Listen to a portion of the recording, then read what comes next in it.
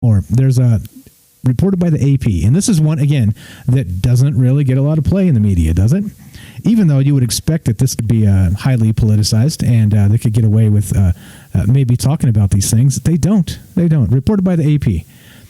Child labor in palm oil industry tied to Girl Scout cookies. Yeah, right?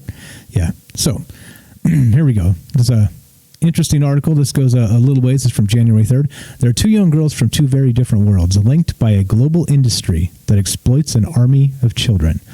So Olivia Chaffin, a Girl Scout in rural Tennessee, was a top cookie seller in her troop when she first heard rainforests were being destroyed to make way for ever-expanding palm oil plantations. All right?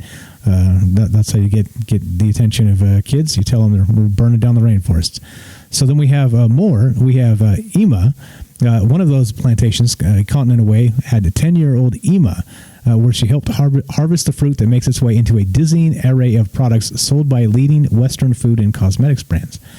Ema is is among the estimated tens of thousands of children working alongside their parents in Indonesia and Malaysia, which supply 85% of the world's most consumed vegetable oil.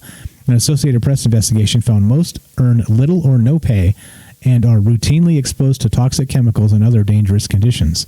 Some never go to school or learn to read or write.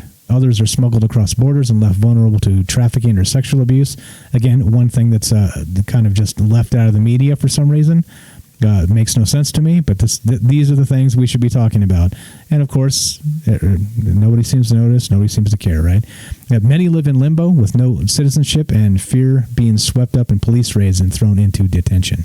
So the AP used U.S. Customs records and the most recently published data from producers, traders, and buyers to trace the fruits of their labor from the processing mills where palm kernels were crushed to the supply chains of many popular kids' cereals, candies, and ice cream sold by Nestle, Unilever, Kellogg's, PepsiCo, and many other leading food companies.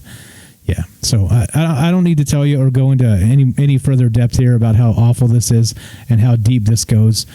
But of course, right? So who owns these large companies? Are they involved in media conglomerates? And who's protecting who? And you see, again, yeah, troubled minds indeed, right? This is these are the types of things. You can't politicize it. You've got big money kind of trying to cover it up and not really talk about it and push it to the front of the news cycle. So, yeah, I mean, yes, absolutely 100% there's a conspiracy here. And it involves child labor, human trafficking, and a media complex that doesn't seem to care. They don't want to talk about it. They don't want to make this a pressing issue. Instead, we're talking about the runoffs in Georgia, right? We're talking about, like I said, you can't politicize it and make people vote a particular way, then they're not talking about it. So, unfortunate, and it's, again, the world we live in. And, yeah, interesting and not interesting and terrible.